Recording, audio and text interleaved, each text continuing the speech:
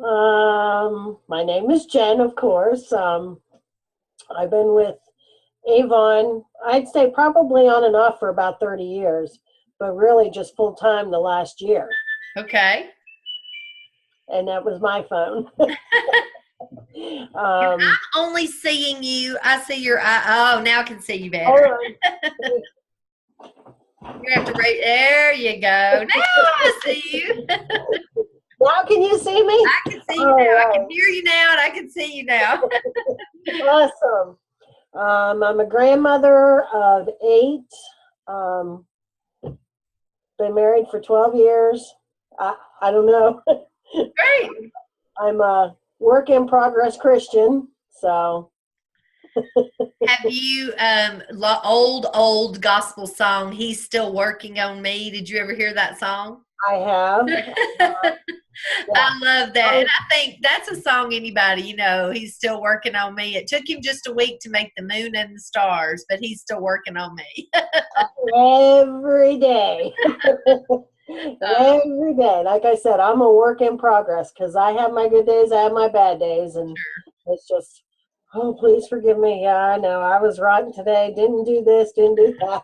So, well, thank you for sharing your faith. That's a big part of my life too. And I think that's, yeah, we've been gifted with different things in our life to share with others. So, so I tell me think a little bit about your Avon journey. How's Avon making a difference in your life? And if we think about what our goal is with these stories, and we haven't clearly identified how we're going to use them, as I shared on the phone with you the other day. It may be a Facebook post, it might be something that we include in what's new, and we may not be really, although we've been urgent in getting these calls, it right, may be that we won't use this work because it's a project till later, like even in October or November. So I right, hope to have some clarity by the end of this week or maybe next of how we'll use the story so we can get back to you. But all in all, it's just helpful to hear these to help us frame up things coming in the future. So, right, right. Well, I know there's been a few things. My through Avon, my confidence level has grown tremendously. I'm able to get out and talk to people and not only talk about Avon, but talk about faith and my faith and all that. I travel now. I'm not, before I was really nervous about driving and going places, but not anymore. I'm out and about and just now how do excited. you think Avon impacted you that way? How did Avon help you be not afraid to go drive somewhere?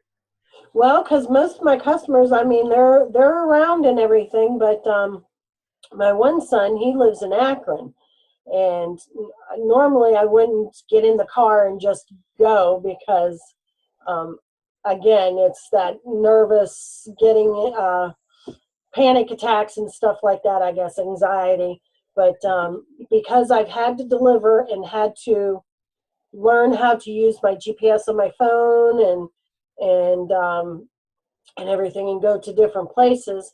I can now. I get in the car. I'll go to Akron. I went to our last meeting that was at the in Fairlawn. Drove up there, not a problem. Weaving in and out. I drove to Tennessee and back. So I mean, it has because it has allowed me to, uh, I guess, just grow that way Right. and take the chance knowing.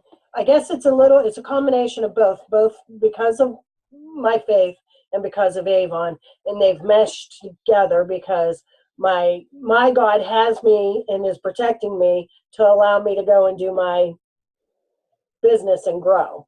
True. That makes sense. Yeah. Oh, yeah. Absolutely. And I'm like you, Jennifer. I think we know as a work in progress that all that we do is about God. But he gives us vehicles. He puts people in our life. He gives us job opportunities, jobs. I was just saying to my granddaughter this weekend, because she works at an assisted living. And this weekend, a lady that we've known has gone to our church, a very wonderful, sweet, religious woman. she's in early stages of Alzheimer's. And the whole time that my granddaughter was bathing her, she was praying to God to send her to hell because she did not know how to give a shower. How did this girl look? And she said, Nana, it sounded like a real prayer. She was just saying, dear God, strike this girl down. And she was in tears. She was in tears. She said, I can't even believe that Miss Mason said those things, and I'm like, okay, stop. But we really talked about how this job, another job. I mean, she's worked as a fast food she's done crazy jobs. You do that in high school, college. But I said, this job is giving you an opportunity to strengthen your faith, to bless families. I said, so we know, just like you and Avon, but Avon has opened. I'm like you, Avon. I remember when I was a new employee, I had to fly to Atlanta. I had never gotten on a plane. I don't know why they didn't have me drive. I only lived 4 hours. But I'd flown for the first time, and I never got the right communication about the hotel I was supposed to stay at. So I went to the wrong hotel, and I panicked. I didn't know what to do because the driver had dropped me off. I had never taken a taxi. And I called my boss, and I said, I'm not sure what to do. And she's like, Tammy, just take a taxi. Well, I didn't know how to take a taxi. I hung up the phone, and I'm like, okay, you cannot let them know that you do not know how to get a taxi, So it was just like, okay, you've got to figure this out. So I do think Avon presents us those opportunities to stretch. So driving, your confidence level. I mean, did you? Can you think of an example of a short story example of how maybe before you wouldn't have done something with regards to confidence, and now you are doing something like that since Avon? Well, I mean, when I go grocery shopping, I'm talking to people now. Anybody who knows me knows that I'm kind of like on the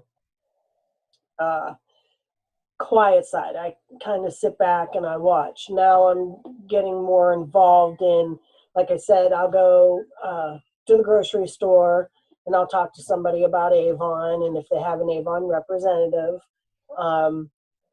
I've gone to like different restaurants and have talked to the waitresses about it and things like that, where normally I would not, be like, I put my order in, have a good day, but it's just, I'm more of an outgoing person now than I was before. So I don't know, I'm still kind of, I don't really like talking about myself Well, it shows. I mean, you have that glow that you're feeling really proud. What are some of your greatest accomplishments that you've had in the last year that you're pretty proud of?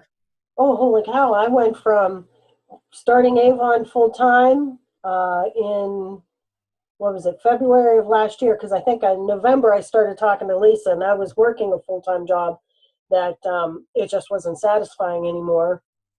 And I said, I think really God's pushing me in this direction to do my Avon full-time, because I am getting that, I need to do this full-time, So I talked to her and started building on things, and in February I really went to toe with both jobs, started doing it full time. I'm working, 40 plus hours at the one. I'm staying up until 10 o'clock working my Avon after I get home.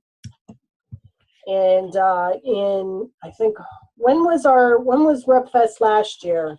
I think it was on into August. I'm thinking. Okay. Isn't that terrible?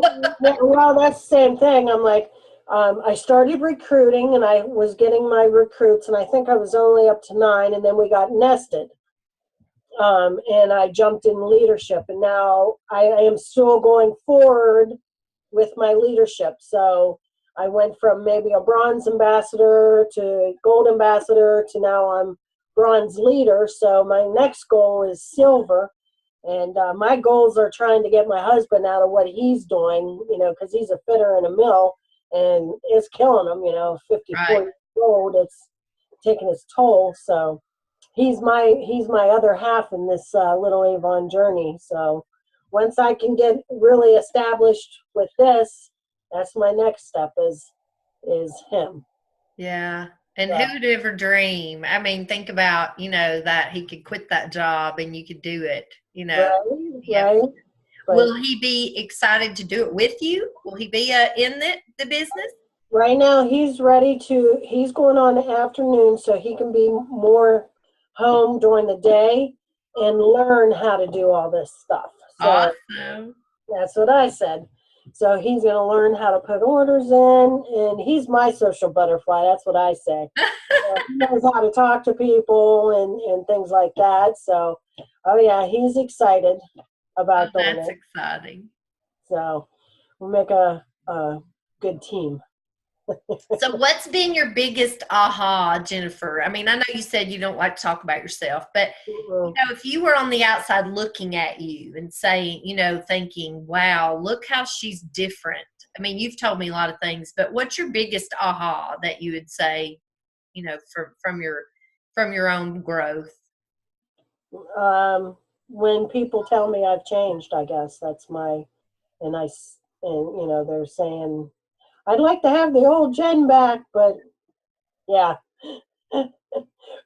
now I'm more calm and more. I'm happy, and they want the old person back who was miserable, and that was, I guess, maybe my aha moment when they realized that I have changed through Mm, everything. So I mean, I don't know. Again, I was talking about me, is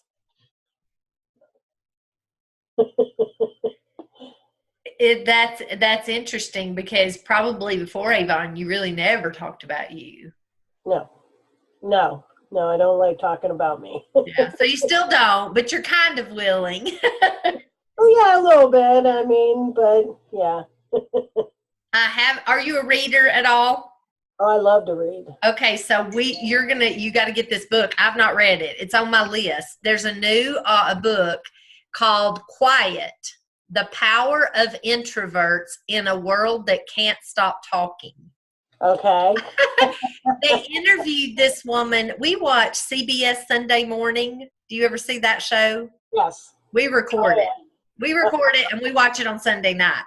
So she did this whole story of introverts and extroverts, and she had this couple on the show this past Sunday morning that were dating and they were going to break up, and the boyfriend actually attended one of her seminars, the woman that wrote this book, at his work, and it was life changing for him because he realized he's an extrovert and his girlfriend was an introvert, and yeah. so it really I didn't. I actually just Googled it because I was like, oh, I want to check it out. It says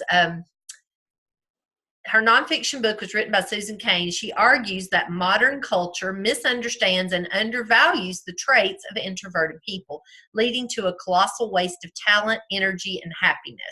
So she went on to share in the video, which I think is so true. I mean, in the story, which is so true about you as a leader, that oftentimes people that are introverted or quiet or shy, you might describe yourself shy, are passed over in corporate America for those leadership roles because people are looking for that social butterfly or that charismatic person.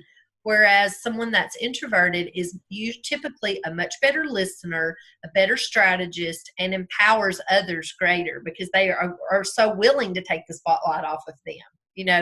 And so it's made me want to read it because I think we are very much, I'm the extrovert, my husband's the introvert.